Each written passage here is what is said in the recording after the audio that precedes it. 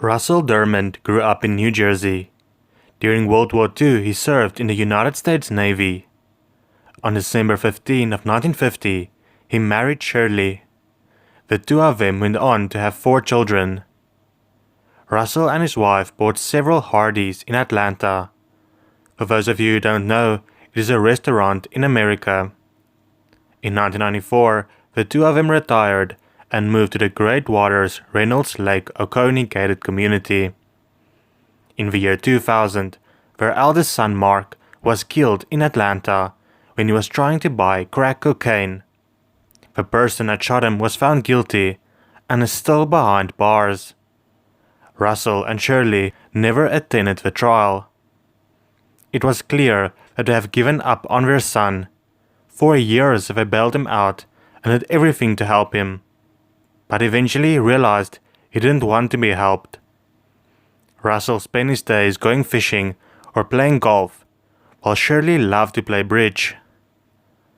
On May 1st, 2014, Russell went into town to run some errands at a grocery store.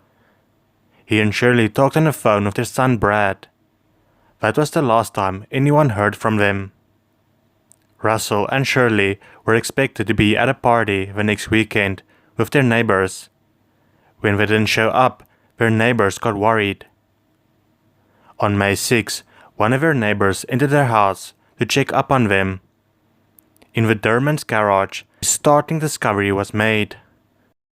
Russell's decapitated body was found in the garage. His head was nowhere to be seen. The police was called and they searched the rest of the house. There was no sign of either Shirley or Russell's head. It was noted how pristine their house were, as if the killer or killers tried hard to contain the murder to just the garage. Nothing appeared to be stolen. There was cash and Rolexes laying around, so someone would have stolen that if it was their objective. There was also no sign of forced entry or a struggle. The evidence indicated that Russell knew the attackers. Russell was 88 at the time and Shirley 87, so she was not a suspect. The police immediately believed she was kidnapped, which turned out to be true. 10 days later, her body was found by fishermen on Lake Oconee. She was found about 6 miles from the shoreline, indicating that whoever did this possibly owned a boat. She was hit in the face with a blunt object, most likely a hammer. Her body was weighed down with 2 cement blocks, but her body still managed to surface. Sheriff Howard Souls was assigned to the case. He is convinced that more than one person is involved. He believes that Russell was shot in the face and decapitated due to gun residue found on Russell's collar. One of the initial leads Howard Souls received was from a neighbor of the Dermonds. The neighbor claims to have seen a man on the Dermond property on May 3rd.